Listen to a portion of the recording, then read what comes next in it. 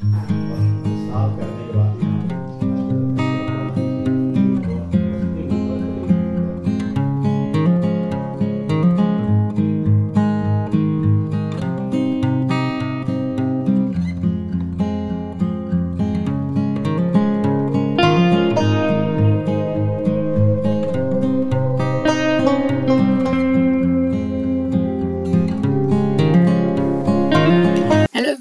Welcome back to the channel. I hope आप सब लोग बहुत अच्छे से होंगे। तो ये जो वीडियो आप देख रहे हैं, मैंने कल अपना वीडियो जो ख़त्म किया था उसके नेक्स्ट डे का ही है और आज मेरे पापा की बरसी है। तो यहाँ सुबह अभी 10 बजे का टाइम हो रहा है और 10 बजे से ही ना यहाँ बरसी की जो पूजा है वो शुरू हो गई है। हाँ ना मम्मी पी लिया ना भैया, वहां से बड़ी लाइट जला दो। जलाओ आप, जलेगी खुद ही। नीचे वाली उसकी वही लगभग ना 10:30 बजे के करीब पूजा शुरू हुई थी और पूजा खत्म होते होते 1:30 बज गया था। तो काफी लंबी चलती है। तो मेनली इसमें जो चावल होते हैं ना, जो पके हुए चावल होते हैं, थोड़े गीले गीले से बनाए जाते हैं। उससे अभी मेरे भैया दोनों भाई मिलके मेरे जो पिंड होते हैं ना वो बना रहे हैं। तो ये पिंड की पूजा होती है और उसके बाद फिर इनको जो लास्ट में नदी में आपको विसर्जित करना होता है।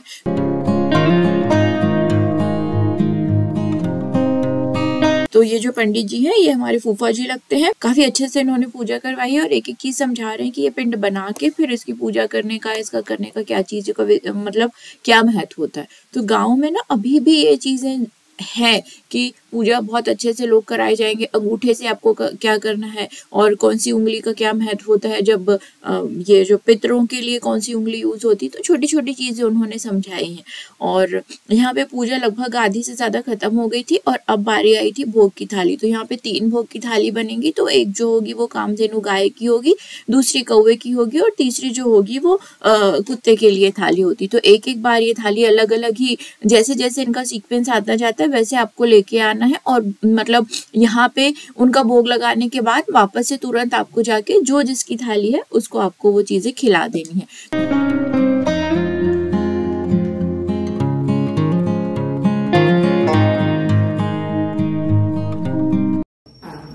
साफ करने के बाद यहाँ पर एक अष्टदल का चौक बना दीजिए और उसके ऊपर फिर एक घी का।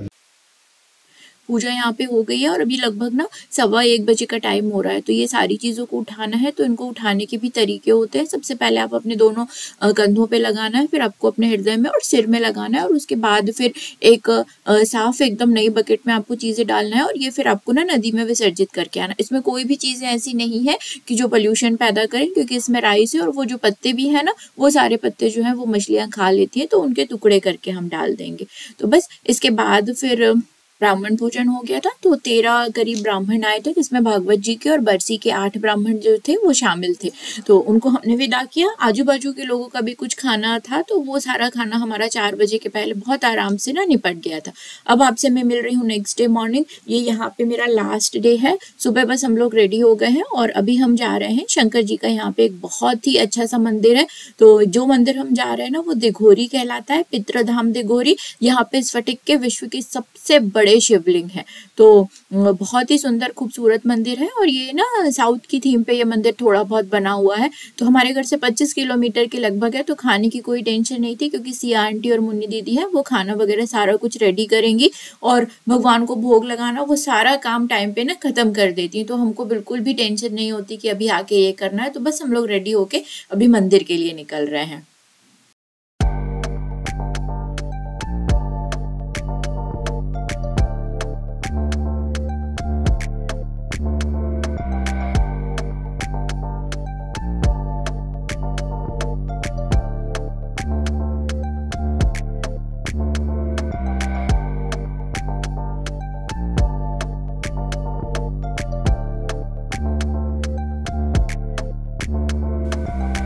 लगभग आधा घंटा लगा हमको पहुंचने के लिए। हाईवे से 8-10 किलोमीटर आपको अंदर जाना है। तो वो एक सिंगल रोड है, तो वहां पे थोड़ा सा टाइम लगता है और बाकी कोई टाइम नहीं लगता। रोड काफी ज्यादा अच्छा है। बारिश के समय थोड़ी सी प्रॉब्लम हो जाती है, क्योंकि छोटी सी नदी है, बीच में से बहती है, छोटा सा ब्रिज बना है। तो बारिश के समय बस थोड़ी कभी प्रॉब्लम होती है, बाकी तो रोड अच्छा है, आप बहुत आराम से आ सकते हैं। तो बस अभी हम यहाँ पे पहुंच गए हैं मंदिर और चलिए दर्शन कर लेते हैं भगवान के।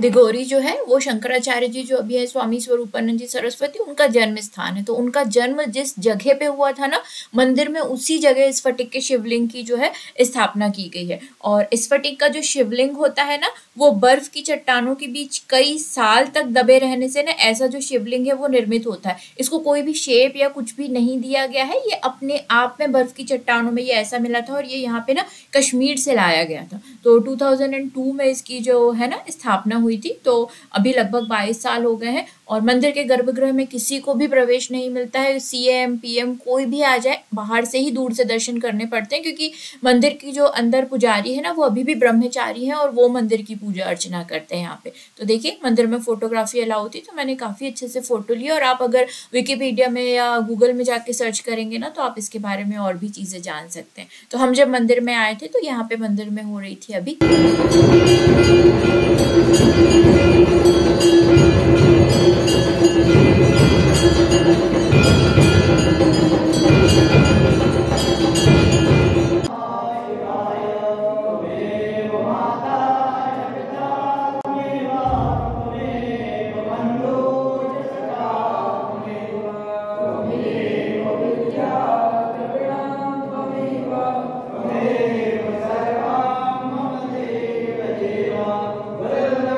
काफी ना बड़े एरिया में ये मंदिर बना है। और इसकी जो बाहर जो मतलब इसकी जो नक्काशी वगैरह आप कह सकते हैं, जो आर्किटेक्चर है ना वो साउथ के मंदिरों से थोड़ा बहुत मिलता जुलता है। पूरा तो नहीं मिलता पर थोड़ा बहुत मिलता है। तो हमने यहाँ पे प्रसाद वगैरह लिया, अगरबत्ती प्रसाद हम लेकर आए थे, वो हमने भगवान को भोग लगाया।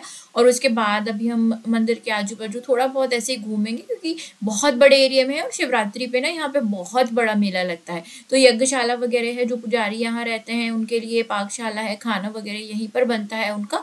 और शिवरात्रि के समय यहाँ पे ना बहुत ज्यादा भीड़ रहती है, इतनी आसानी से दर्शन भी नहीं होते। अभी तो कोई टाइम नहीं है मतलब किसी भी त्योहार का, इसीलिए है। बहुत छोटा सा गांव है ये, एक ग्राम पंचायत आप यहाँ पे कह सकते हैं सिर्फ है। छोटा सा ही गांव है, 1000 जनसंख्या भी यहाँ की नहीं होगी। तो इतना अच्छा लगा ना, बिल्कुल मन खुश हो गया यहाँ के। और मैं बहुत समय के बाद यहाँ पे आई हूँ, लगभग 10-12 साल हो गए मुझे यहाँ। क्योंकि मैं जब भी घर आती हूँ ना तो घर में कैसे टाइम निकल जाता है पता ही नहीं चलता। तो बस आना जाना इसी में पूरा मेरा टाइम चला जाता है।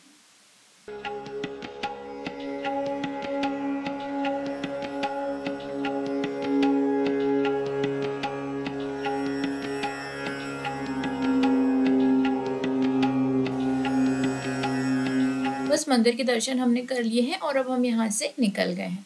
अच्छा, मेरी मम्मी की आँख की सर्जरी हुई है ना, उसके बाद से 1 मिनट भी मेरे भैया मेरी मम्मी को अभी अकेले नहीं छोड़ते हैं अगर कहीं बाहर जाते हैं, क्योंकि अभी भी उनकी आँख में गैस का एक छोटा सा बबल ना नीचे तरफ है, जो 2-3 महीने में क्लियर होगा। उसके बाद उनकी आँख की जो रोशनी है वो एकदम से 100% जो आएगी ना, जो भी जितनी भी आनी है वो उतनी आएगी। इसलिए आपने जितनी भी वीडियोज अभी आगे आप देखेंगे या जो भी आपने देखी, उसमें हमेशा मेरे भैया जो है वो मेरी मम्मी के साथ ही है। तो उस मंदिर से हम आराम से निकल गए थे। और उसके बाद यहाँ पे रास्ते में एक और हनुमान जी का मंदिर आता है, ये भी बहुत सिद्ध हनुमान जी है। दोनों मंदिर ना काफी ज्यादा पास में है। तो ये जो मंदिर है ये राहीवाड़ा के हनुमान जी कहलाते हैं।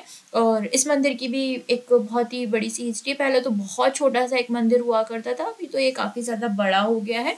तो बस हम यहाँ के दर्शन करेंगे और उसके बाद फिर हम निकल जाएंगे घर के लिए।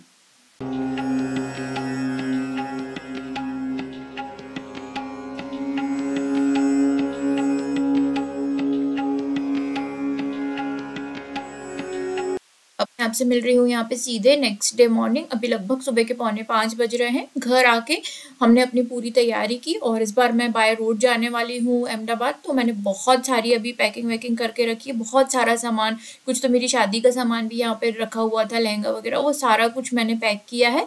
और भैया, भाभी, मम्मी और भतीजा ये लोग जा रहे हैं यहाँ से वृंदावन। तो बाय रोड यही जाएंगे। तो लगभग 750 किलोमीटर उनको जाना है, तो इसलिए वो लगभग 5 बजे निकल गए थे।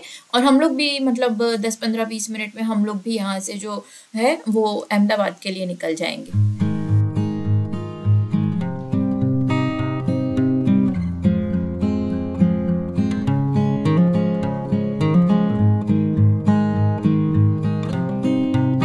मुझे मुझे भी घर आए लगभग 1 महीने से ज़्यादा हो गया, 1 महीने 4-5 दिन हो गए, तो बस अब मुझे भी जाना है। ये वाला जो मोमेंट है ना, ये मुझे अच्छा नहीं लगता है बिल्कुल भी कि मैं जा रही हूँ। हर बार सारे लोग मुझे छोड़ने जाते हैं, इस बार मैं खड़ी हूँ इन लोगों को बाय बोलने के लिए। इन भैया भाभी अभी वापस आएंगे, उनका 4-5 दिन का वृंदावन का टूर है, तो वो वृंदावन से घूम के फिर वापस आएंगे, फिर 1-2 दिन रुकेंगे और उसके बाद फिर ये वापस बेंगलोर जाएंगे। लेकिन मैं अभी ही निकल जाऊंगी।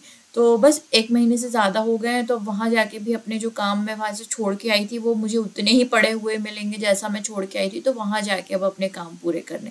बट सेटिस्फैक्शन है कि चीज़ें अच्छे से हो गई, भागवत जी का पाठ हो गया और बरसी अच्छे से हो गई। सबसे अच्छी चीज़ ये है कि मम्मी की आँख जो है वो एकदम ठीक है। 2 महीने में जो रूटीन चेकअप है वो मम्मी को कराना है, तो वो मेरे भैया जो है वो टाइम से मम्मी को ले जा लेंगे।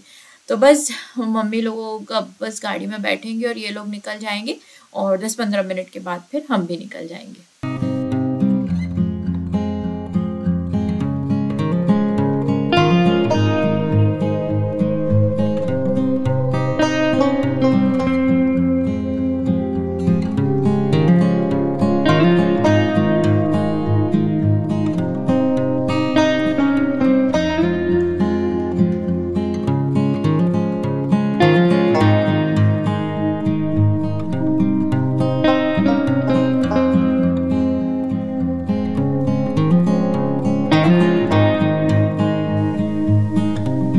भैया लोग लगभग 5 बजे के करीब निकले थे और उसके बाद ना 5:30 बजे के करीब हम लोग भी निकल गए थे। हालांकि जो 70-75 किलोमीटर्स का जो रास्ता था ना, वो दोनों का सेम ही था, लेकिन ना फिर मेरे भैया एक अकेले थे घर पे, तो इसीलिए लगा कि पहले इन लोगों को चले जाना था, उसके बाद थोड़ा बहुत चाय वाय का जो भी काम था, मेरा कुछ सामान पड़ा हुआ था, तो फिर मैंने वो अपना सामान अरेंज किया और उसके बाद फिर हम लोग निकले थे। तो अभी हम निकले तो थे अहमदाबाद जाने के लिए, लेकिन फिर अहमदाबाद हम नहीं गए, डायरेक्ट हम कहीं और ही पहुंच गए। तो फिर मैं वो आपसे ना अगले वीडियो में आपसे शेयर करती हूँ। तो चलिए फिर मिलूंगी आपसे कल। Till then take care, bye bye.